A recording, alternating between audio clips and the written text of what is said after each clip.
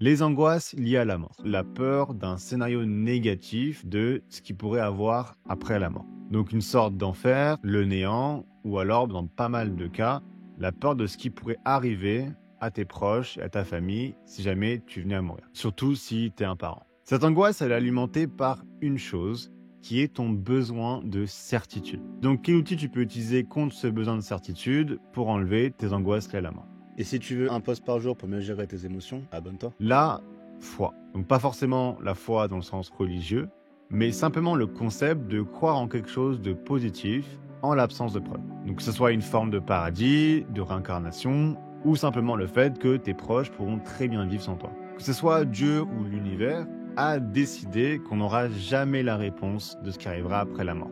C'est une incertitude qu'on aura toute notre vie et c'est l'essence même de l'expérience humaine. C'est ce qui donne sens à la vie, en fait.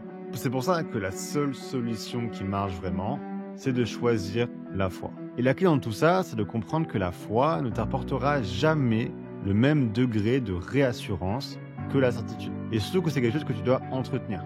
Donc par de la répétition, mais surtout de la patience. Au lieu de t'empêcher de vivre parce que tu n'as pas foi en quelque chose de positif, vis pour laisser la vie alimenter cette foi, quelle qu'elle soit. Donc pour récapituler la mini-série sur la mort, tu vas commencer par baisser l'obsessivité et l'intrusivité de cette peur, donc grâce à l'humilité intellectuelle et le travail que tu fais sur ta nécessité de certitude.